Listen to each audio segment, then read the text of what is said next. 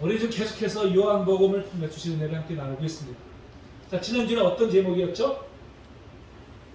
독생자를 주시는 사람, 그렇죠? 그래서 주신 사람. 하나님께서 가장 귀하게 여기시는 바로 성자 예수님 우리를 구원하기 위해서 이 땅에 보내주셨고 또 대속제물로 삼아주셨습니다. 우리에게 정말 놀라운 사랑을 베풀어 주셨죠. 그래서 이제 그 사랑을 받아들여서 예수 믿는 사람은 하나님 안에 있는 영생을 누리게 되지만 그 사랑을 끝까지 거절한 사람들은 하나님의 무서운 진노의 심판을 받게 됩니다. 또한 이 예수를 믿는다는 것은 단지 그냥 관념적이거나 지식적인 것이 아니라 전적으로 예수님을 신뢰하면서 삶의 주인 자리를 예수님께 내어드리는 것이다. 이렇게 말씀을 드렸죠. 바로 그런 사람에게 바로 영생의 복이 임하게 되는 줄로 믿습니다. 자, 오늘은 그에 이어서 그는 흥하여야 하겠고라는 제목으로 함께 은혜를 나누려고 합니다. 자, 오늘 본문에 보니까 요한복음 1장에 이어서 세례 요한이 다시 등장하고 있죠. 자, 세례 요한은 이제 이 요한복음에서 이 말씀 이후로 다시 등장하지 않고 역사의 뒤안길로 이제 사라지게 됩니다. 자, 그런데 예수님께서 이 세례 요한을 가리켜서 뭐라고 평가하셨을까요? 자, 한번 읽어볼까요? 다시 시작. 내가 너에게 말하니 여자가 낳은 자 중에 요한보다 큰 자가 없도다. 네. 여자가 낳은 자 중에 요한보다 큰 이가 없다. 왜? 가장 위대한 사람이라는 것이죠. 요한은 어떻게 이렇게까지 예수님으로부터 인정을 받을 수 있었던 걸까요? 바로 우리가 예수님으로부터 인정받는다면 얼마나 기쁘겠습니까? 얼마나 좋겠습니까? 오늘 본 말씀에 보니까 바로 그 이유가 나와 있어요. 우리가 그 이유를 찾아보면서 우리가 어떻게 하면 예수님으로부터 이런 인정을 받을 수 있는지 함께 생각해 보도록 하겠습니다. 자, 세례 요한은 출생 때부터 그의 사명이 분명한 사람이었어요.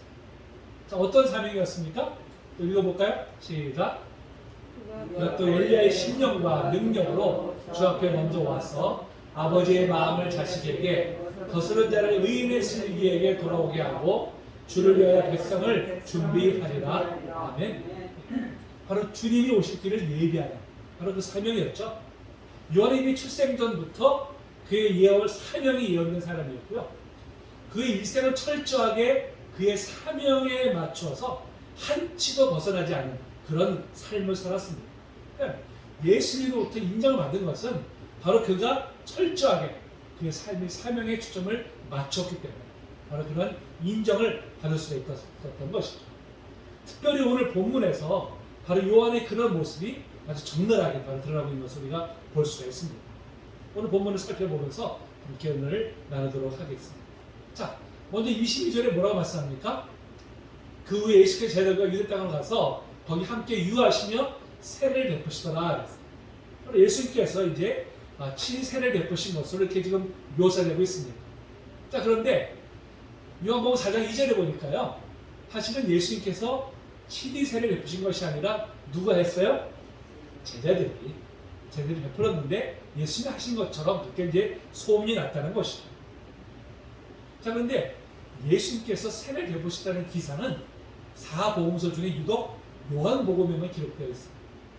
또 반면에 공관복음에는 예수님이 세례 요한으로부터 세례 받으신 것으로 기록이 되어 있는데 요한복음에는 또한 그런 내용이 기록되어 있지 않습니다. 자, 이것을 볼 때 이 복음서의 저자들이 각자가 다 자신의 기록 목적에 따라서 어떤 내용은 집어넣고 어떤 내용은 생략된 것을 우리가 볼 수 있죠. 그래서 이 사복음서가 다 필요한 것입니다. 예수님께서 어떤 분이시고 그분이 어떤 일을 행하셨고 우리가 어떻게 구원받는지를 알려면 사복음서를 우리가 다 들여다봐야만 우리가 정확하게 이제 알 수가 있는 것입니다. 자, 이렇게 예수님께서 세례를 베푸고 계셨는데, 자, 요한도 여전히 세례를 베푸고 있었어요.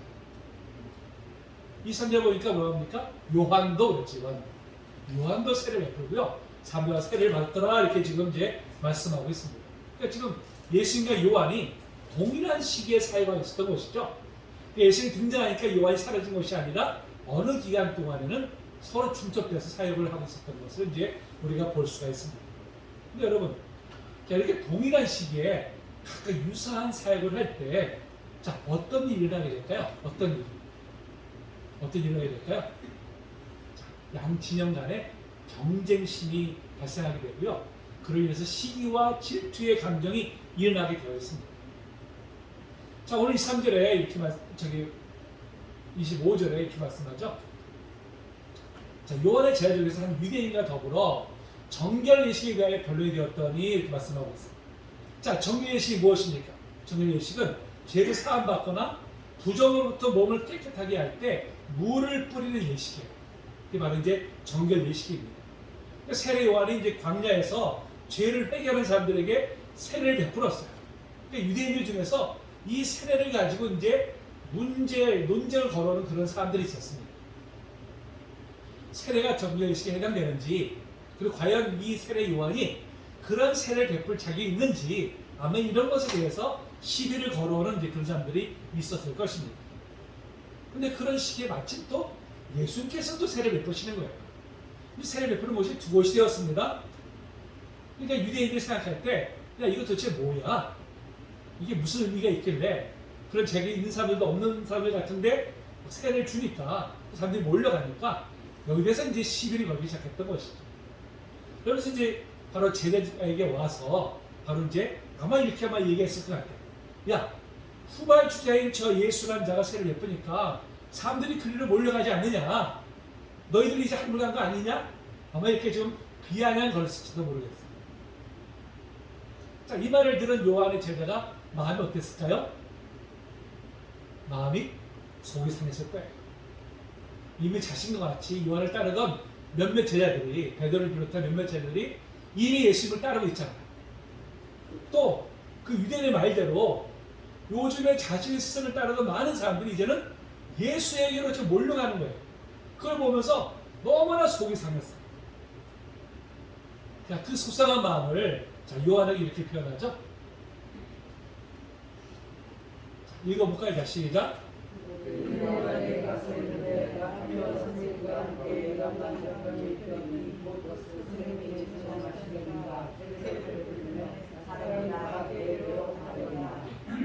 지금 이 말이 어떤 표현이에요?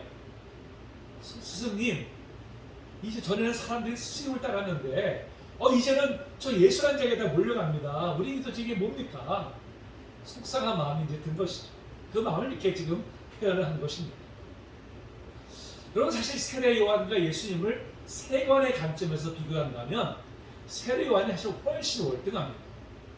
출신 배경을 보더라도 세례 요한은 제사장 가문에서 태어났습니다. 반면에 예수님은 가나안 목수의 아들로 태어났습니다. 또 출생도 세례 요한이 6개월이나 먼저 출생을 했죠. 세례 요한은 태어날 때부터 사람들로부터 큰 주목을 받았습니다. 반면에 예수님은 아무도 주목하지 않았습니다. 심지어 말 구육간에 태어났습니다.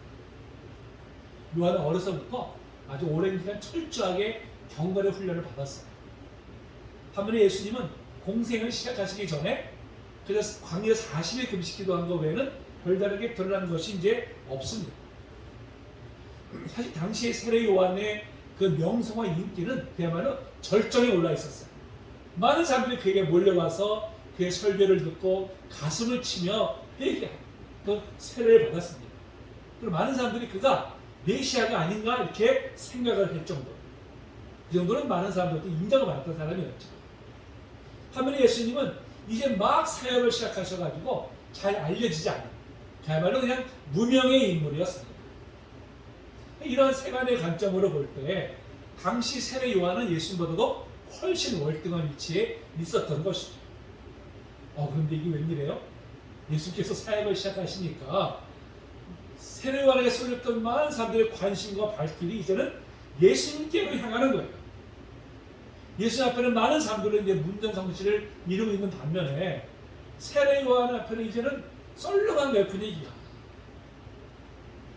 인간으로 볼 때는 상당히 서운한 마음이 들고요, 질투가 일어날 만한 그런 상황이 이제 벌어진 것입니다. 그러면서 양 진영 간의 주도권 다툼이 얼마든지 일어날 수 있는 바로 이제 그런 상황이었습니다. 여러분, 사실 어느 직장이든지 간에요, 주도권을 서로 지려고 하는 그런 헤게모니 장탈전이 벌어지곤 합니다. 근데 이게 세상에서만 일어나는 일이 아니라 교회 안에서 얼마든지 일어난다는 거예요. 교회 안에서. 그러면 바울 사도가 사역하던 당시에 그 빌립보 교회는요, 유오디아와 순두계라고 하는 여성 지도자들이 있었어요. 근데 이 두 지도자들이 서로 하나 되지 못하고 서로 주도권 다툼을 하고 있었어요. 이로 인해서 교회에 분열 양상이 일어나고 있었습니다. 그래서 바울 사도가 빌립보 교회에 편지를 보냈잖아요. 편지를 보낸 목적 중에 하나가 뭐냐면 이 두 지도자가 서로 다투고 있는 것을 하나 되게 하기 위해서 이것을 이제 쓴 것을 우리가 보게 됩니다. 이 말씀 한번 볼까요? 자, 한번 읽어봅니다. 시작. 내가 유오디아를 권하고 순두계를 권하노니 주 안에서 같은 마음을 품으라. 같은, 서로 다투지 말고 하나가 되라는 것이죠. 자, 뿐만 아니라 이 말씀 읽어볼까요? 자, 시작. 마음을 같이하여 같은 사랑을 가지고 뜻을 합하며 한 마음을 품어 아무 일이든지 다툼이나 허용으로 하지 말고 오직 겸손한 마음으로 각각 자기보다 남을 낮게 여기고. 이렇게 말한 이유가 뭐겠어요? 그 안에 서로 시기하고 서로 경쟁하는 그런 모습이 있었기 때문에 바로 이런 말씀을 이제 전하는 것이죠. 뿐만 아니라 당시 바울 사도에 대해서도 시기의심을 가지고 있었던 사람들이 교환에 있었어요. 그들은 심지어 복음을 전하는 일조차도 경쟁심으로 할 정도였었습니다. 이 말씀 읽어볼까요? 시작. 어떤 일은 투기와 분쟁으로, 어떤 일은 착한 뜻으로 그리스도를 전파하나니. 내가 바울보다 못한 게 뭔데? 내가 더 열심히 복음을 전해야지. 이런 마음을 가지고 이제 복음을 전했다는 것입니다. 인간의 마음속에 이 시기심이 얼마나 참 크게 자리 잡고 있는지 이것을 이제 볼 수가 있어요. 심지어 여러분, 예수님을 따르고 있는 제자들 모습 속에서도 이런 모습을 볼 수가 있어요. 이 말씀 읽어봅니다. 시작. 예수께 여짜오되 선생님, 우리를 따르지 않는 어떤 자가 죄의 이름으로 귀신을 내쫓는 것을 우리가 보고 우리를 따르지 아니함으로 금하였나이다. 자신들과 함께하지 않는 어떤 사람이 주님의 이름으로 귀신을 내쫓았는데 그걸 금했다는 거예요. 아니, 한 영혼이 귀신으로부터 회복되었다면 의당 기뻐해야 될 텐데 그보다는 뭐예요? 자신들의 그 주도권 다툼에 더 몰두해 있는 이런 모습을 이제 볼 수가 있습니다. 그때만 그랬을까요? 그때만?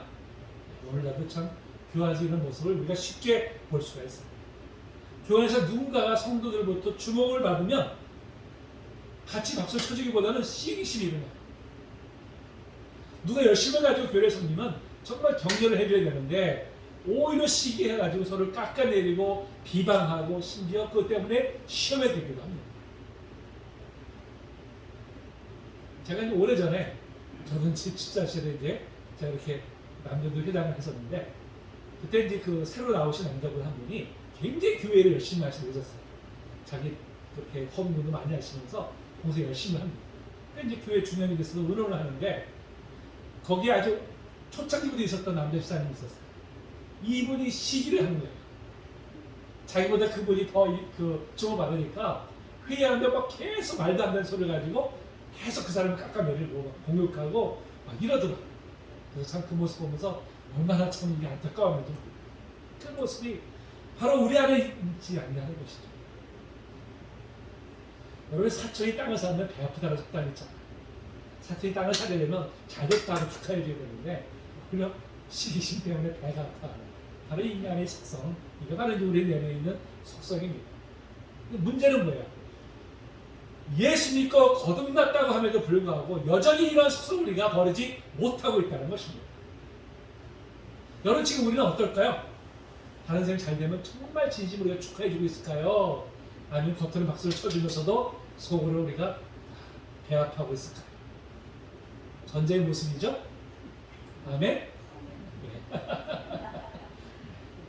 지금 바로 세례 요한의 제자들이 바로 이러한 마음을 가지고 지금 이제 스승에게 이런 얘기를 하고 있는 것입니다. 자, 이렇게 요한의 제자들이 와서 이런 얘기를 하자. 자, 요한은 어떤 반응을 보였을까요? 어떤 반응을? 자, 27절 한번 읽어볼까요? 시작. 요한이 대답하여 이르되 만일 하늘에서 주신 바 아니면 사람이 아무것도 받을 수 없느니라. 여러분, 보통 사람들이라면 이런 말을 들었을 때요, 그 마음 깊은 곳에 꾹꾹 눌러놓았던 시기심이 폭발할 것입니다. 맞아. 아니, 내가 인간적으로 저보다 못한 것이 뭔데 왜 사람들이 저 사람에게 몰려가는 거야? 또 나를 생각해서라도 서로 사람들이 몰려오더라도 잘 설득해서 나한테 보내야지. 어떻게 그냥 그 사람들한테 세를 베풀고 있어? 내가 먼저 했는데. 심지어 그 화살을 하나님 앞에 돌릴 수도 있어. 아니 하나님, 그동안 내가 하나님을 위해서 얼마나 열심을 냈는데 어떻게 저를 이렇게 방치할 수 있습니까?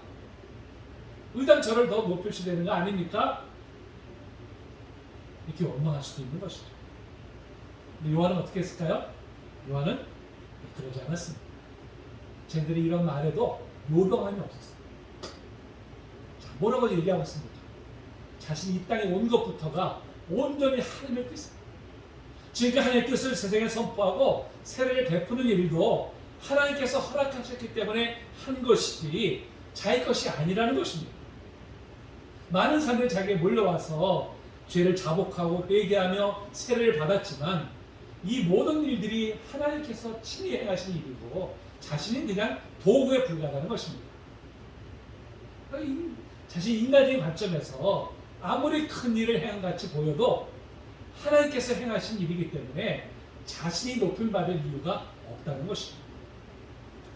그런 면에서 이 사람들이 예수님께로 몰려가는 것도 하나님의 뜻 가운데 일어나는 일이기 때문에 그것 때문에 섭섭해하거나 시기심을 가질 이유가 없다는 것입니다. 사실 여러분, 지금 우리가 가지고 있고 누리고 있는 모든 것들이 다 자신의 것이라 여기거나 또 너무나 당연한 것이라고 생각하는 그런 경향이 있습니다. 이렇게 내가 누리고 있는 것들이 다 자신의 것이라 여기거나 당연한 것이라 여기는 그런 삶의 특징이 있어요. 어떤 특징이 있을까요? 감사가 없습니다. 당연한 거니까 감사가 없는 것이죠. 다 자기가 잘해서 누리고 있는 것이고 그렇기 때문에 당연한 것이 여기는 살면은 감사가 없을 뿐만 아니라요, 우월감을 가지고 타인을 뭘로 비유하냐면요, 자신이 가진 것을 비교를 해요. 그러면서 우월감을 가지고 교만한 마음을 가집니다. 여러분, 그건 그 사람의 영혼에 심각한 병이 되어 있는 것이죠. 여러분, 이 땅에 우리가 누리고 있는 모든 것은 다 하나님께부터 온 것이지 여러분 내가 잘해서가 아닙니다. 우리가 이 땅에서 누리고 있는 모든 것들도 누군가가 땀을 흘린 결과이지 나 혼자 잘나서가 아니라는 것입니다. 여러분, 날마다 우리의 식탁에 올라오는 모든 양식도 누군가가 땀을 흘리며 수고를 했기 때문에 우리가 누리고 있는 것이 아닙니까? 우리가 이렇게 안전한 삶을 살 수 있는 것도 우리가 잠자는 시간에도 잠을 깨워서 수고하는 분들이 있기 때문이 아니냐는 것이죠. 우리가 사는 도시에 이렇게 청결함을 유지할 수 있는 것도 누군가가 새벽부터 수고했기 때문이 아닙니까? 여러분, 이러한 관점으로 우리가 주위를 둘러보게 되면요, 온통 감사할 것뿐이에요. 그런 면에서 우리 그리스도인들은 덕분에 살아감을 깨닫고 감사할 줄 아는 사람들입니다. 덕분에 살아감을 깨닫고 감사할 줄 아는 사람, 그것이 바로 우리 그리스도인의 모습입니다. 하나님 덕분에 우리가 새 생명을 얻었습니다. 부모님 덕분에 우리가 사람 노릇하며 살아가고 있습니다. 이웃들 덕분에 우리가 이렇게 공동체 안에서 안전하게 삶을 누리고 있습니다. 우리는 신앙생활에서만이 아니라 일상생활 속에서도 늘 뭐라고 고백해야 돼요? 덕분에 감사합니다. 덕분에 감사합니다. 이런 고백을 우리가 해야 될 줄로 믿습니다. 여러분, 이렇게 모든 것이 나에게 속한 것이 아님을 깨달을 때, 어느 날 나에게 주어진 것들이 다 사라지는 날이 올 때에도 우리 이를 기꺼이 받아들일 수 있게 되죠. 여러분, 그것이 바로 욥의 고백입니다. 욥이 그 많던 재산과 자녀들을 한꺼번에 잃었을 때도 자, 뭐라고 고백했습니까? 자, 읽어볼까요? 시작. 내가 모태에서 알몸으로 나왔사온즉 또한 알몸이 그리로 돌아올지라 주신 이도 여호와시오 거두신 이도 여호와시오니 여호와 이름이 찬송을 받으실지니라 하고 이 모든 일에 욥이 범죄하지 아니하고 하나님을 향하여 원망하지 아니하니라. 아멘. 욥은 모든 것이 다 하나님께 왔음을 믿었기 때문에 하나님께서 걷어가셔도 불평하지 않는, 원망하지 않는 것이죠. 바울 사도도 하늘나라를 위해서 그토록 헌신하고 정말 많은 이적과 열매를 맺었음에도 그는 교만하지 않았어요. 자, 뭐라고 고백했습니까? 그거 또 읽어볼까요? 시작. 그러나 내가 나된 것은 하나님의 은혜로 되는 것이니 내게 주신 그의 은혜가 헛되지 아니하여 내가 모든 사도보다 더 많이 수고하였으나 내가 한 것이 아니요 오직 나와 함께 하신 하나님의 은혜로라. 아멘. 그토록 많은 수고를 했지만 자기가 한 것이 아니라 다 하나님의 은혜이기 때문에 결국은 자랑하지 않았어요. 교만하지 않았습니다. 끝까지 겸손할 수 있었던 것이죠. 여러분, 이 고백이 바로 저와 여러분의 고백이 되기를 원합니다. 여러분, 이 고백을 담아서 만들어진 찬송 있죠? 여러분, 이 찬양 불러볼까요? 은혜라는 찬양입니다. 내가 누려왔던 모든 것들이, 내가 지나왔던 모든 시간이, 내가 걸어왔던 모든 순간이 당연한 것 아니라 은혜였소. 아침 해가 뜨고 저녁에 노을, 봄의 꽃향기와 가을의 열매, 변하는 계절의 모든 순간이 당연한 것 아니라 은혜였소. 모든 것에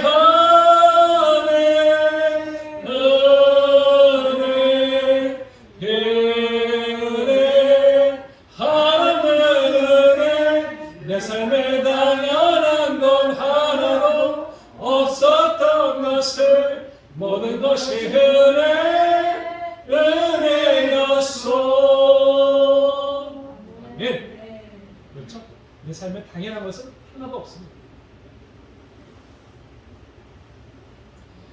여러분, 우리가 누리는 모든 것들이 하나님께 말씀을 믿는다면 여러분, 우리가 결코 교만할 수 없을 뿐만 아니라요, 다른 사람과 비교해서 불편해서도 안 될 것입니다. 로마서 12장 한 절에 이렇게 말씀하고 있죠. 읽어봅니다. 시작. 내게 은혜로 말미암아 내 갓사람에게 말하노니 마땅히 생각할 그 이상의 생각을 품지 말고 오직 하나님께서 갓사람에게 나누어 주신 믿음의 분량대로 지혜롭게 생각하라. 아멘. 우리에게 무엇을 주셨든지 그것은 오직 하나님의 뜻입니다. 우리에게 주신 것 이상으로 높아지려고 하는 욕망을 버리고 자신에게 주어진 것에 감사하면서 최선을 다하는 삶, 바로 그것이 온전한 삶이죠. 그것이 하나님께서 우리를 향하신 뜻입니다. 하나님께서 기뻐하시는 삶의 모습인 것이죠.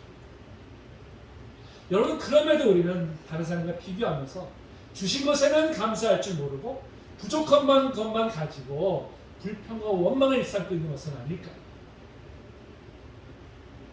우리에게 주어진 모든 것들을 하나님의 뜻대로 우리의 분량을 따라 주셨음을 믿고 늘 감사하면서 최선을 다하는 저 여러분들 되시기를 주의 이름으로 축복합니다. 네.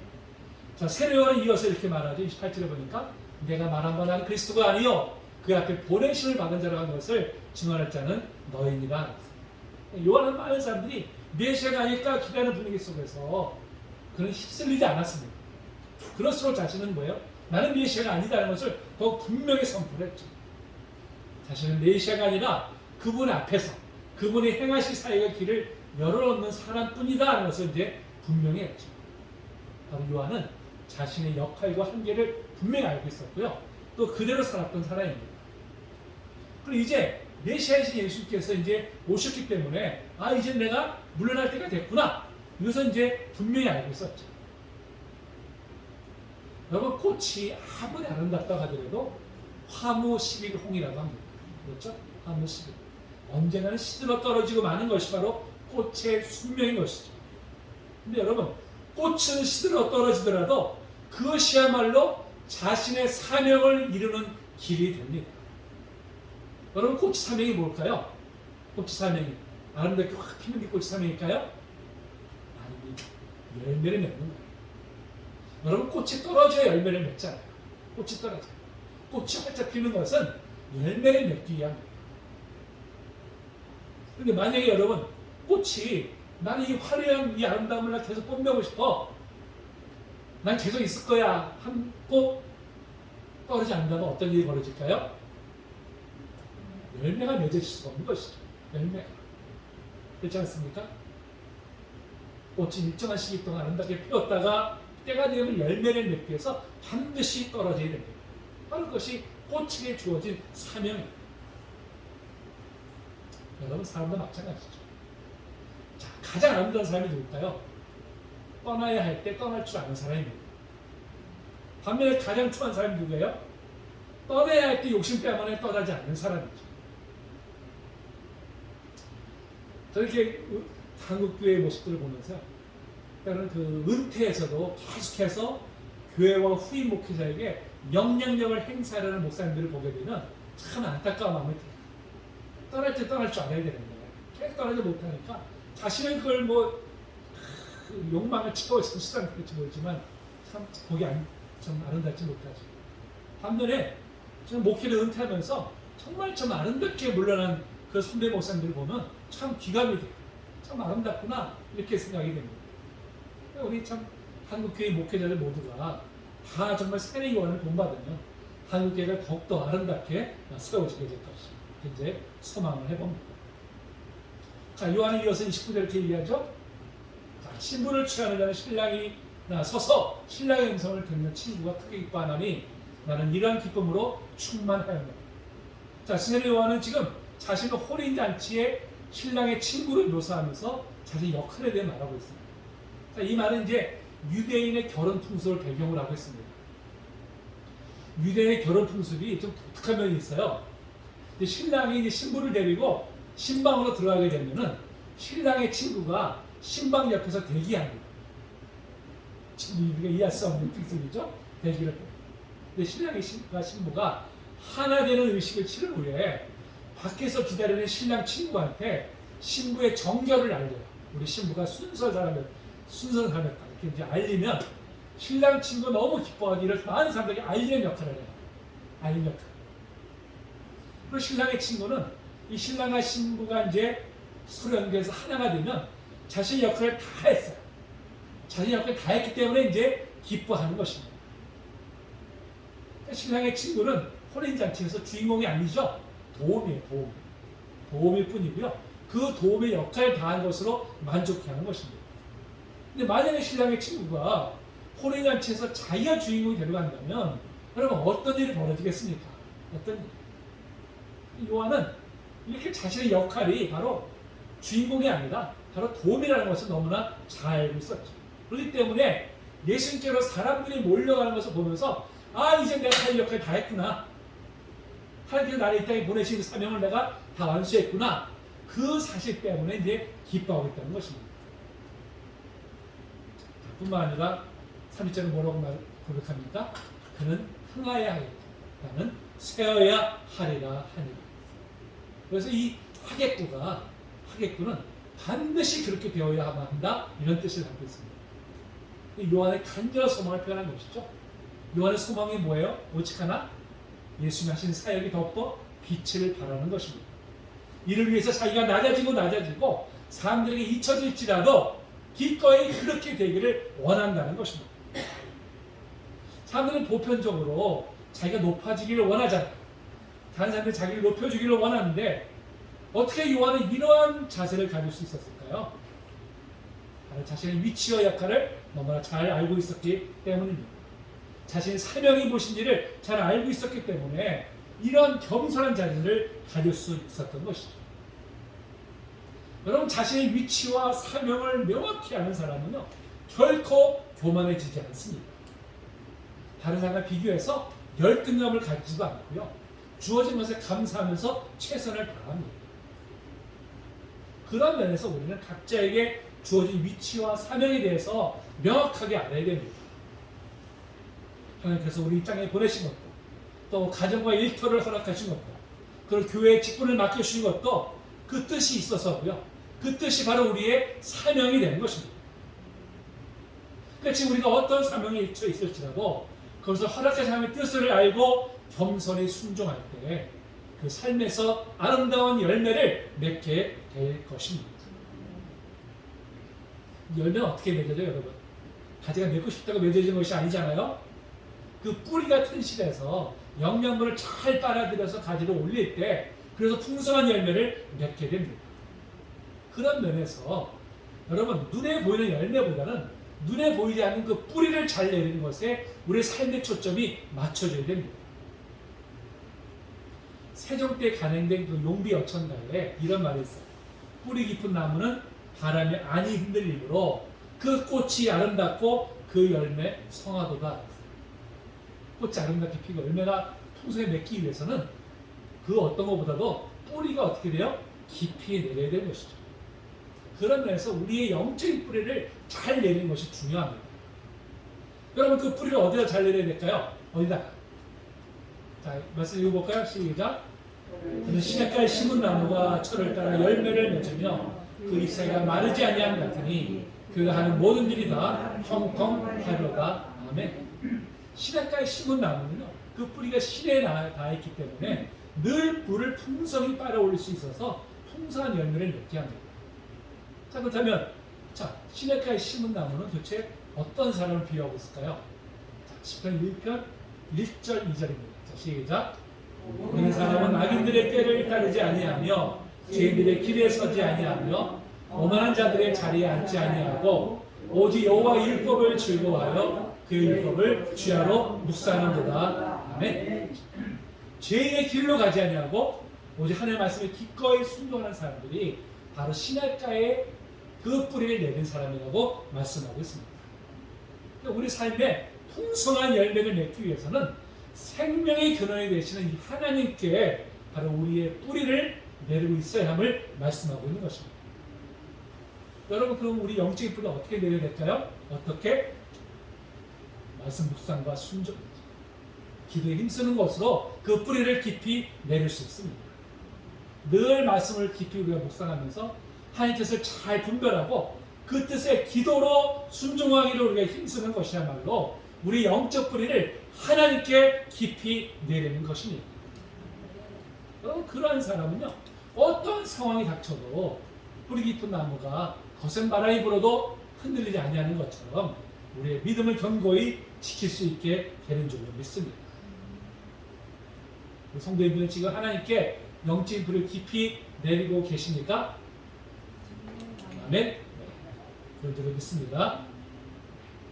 여러분, 세례 요한은 얼마든지 믿음이 흔들릴 수 있는 그런 상황 속에서도 그 뿌리 하나님께로 깊이 내렸기 때문에 결코 흔들리지 않았어요. 끝까지 자신의 사명을 감당할 수 있었고, 그렇기 때문에 주님께로부터 여인이 낳은 자 중에 가장 큰 자라는 인정을 받을 수가 있었습니다. 뿐만 아니라 세례 요한은 자신이 드러나기보다는 예수님이 드러나길 더 원했어요. 자기가 높이를 받기보다는 예수님의 길을 예배하는 자로서 그 사명에 충실했습니다. 우리도 이러한 겸손을 우리가 본받아서 내가 드러나고 내가 높이를 받기보다는 예수님을 높이고 이웃을 높이는 일에 힘쓸 때 우리가 더 성숙한 신앙회를 우리가 나가게 될 줄로 믿습니다. 우리 믿음의 뿌리를 하나님께 깊이 내림으로 정말 주님께로부터 큰 칭찬 받으시고 우리 모든 성령 되시기를 주님의 이름으로 축복합니다.